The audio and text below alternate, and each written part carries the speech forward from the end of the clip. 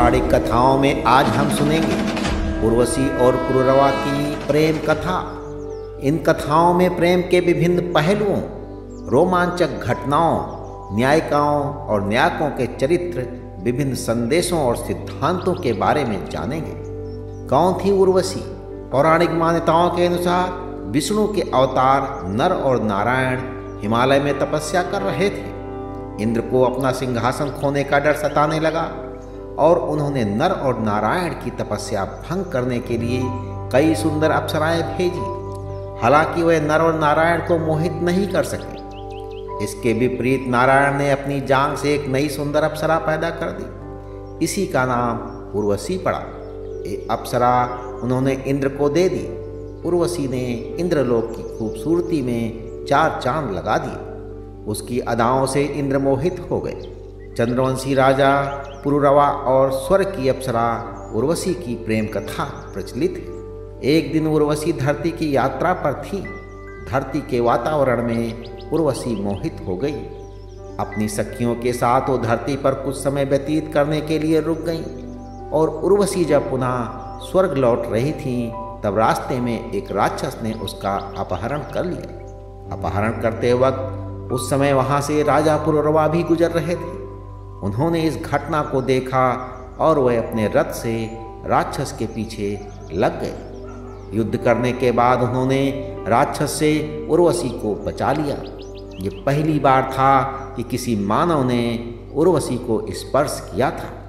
उर्वशी पुरुरवा की तरफ आकर्षित हो गई और पुरुरवा भी स्वर्ग की अप्सरा को अपना दिल दे बैठे। लेकिन उर्वशी को पुनः स्वर्ग लौटना ही था।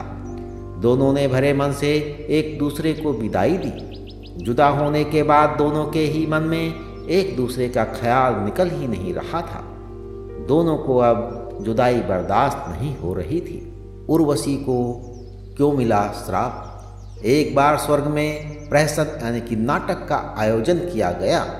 इस प्रहसन में उर्वशी को लक्ष्मी माता का किरदार निभाना था। किरदार निभाते हुए उर्वशी ने अपने प्रियतम के तौर पर भगवान विष्णु का नाम लेने के बजाय पुरुरवा का नाम ले लिया। ये देखकर नाटक को निर्देशित कर रहे भरत मुनि को क्रोध आ गया।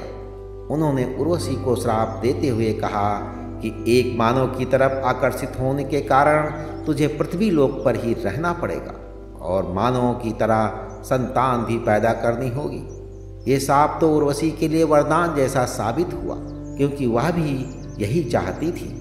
शाप के चलते एक बार उर्वशी पृथ्वी लोक आ पहुंची। फिर वह पुरुरवा से मिली और अपने प्यार का इजहार किया। उर्वशी की क्या थी शर्त? पुरुरवा ने उर्वशी के समक्ष विवाह का प्रस्ताव रखा, लेकिन उर्वशी ने उनके सामने 3 शर्तें रख दी।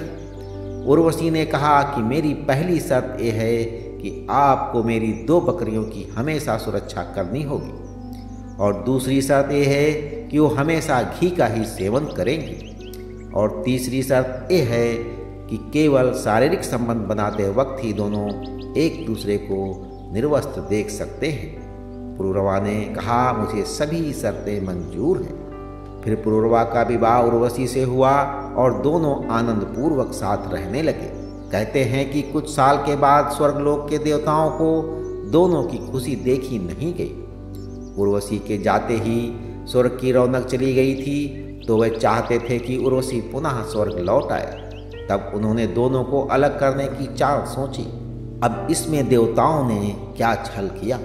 इस योजना के तहत एक रात उर्वशी की बकरियों को गंधर्वों ने चुरा लिया और शर्त के मुताबिक बकरियों की सुरक्षा की जिम्मेदारी पुरुरवा की थी।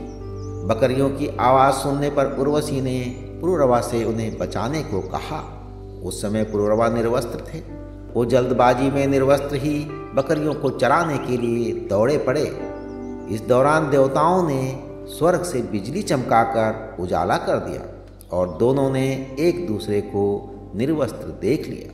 इस घटना से उर्वशी की शर्त टूट गई। इस शर्त के टूटते ही उर्वशी स्वर्गलोक के लिए रवाना हो गई। दोनों बेहद ही दुखी हुए।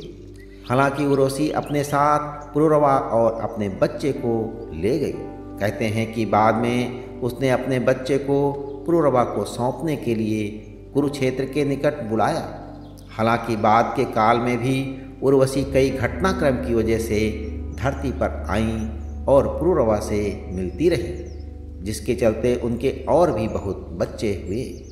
एक अन्य कथा के अनुसार एक बार इंद्र की सभा में उर्वशी के नृत्य के समय राजा पुरुरवा उसके प्रति आकृष्ट हो गए थे, जिसके चलते उसकी ताल बिगड़ गई थी।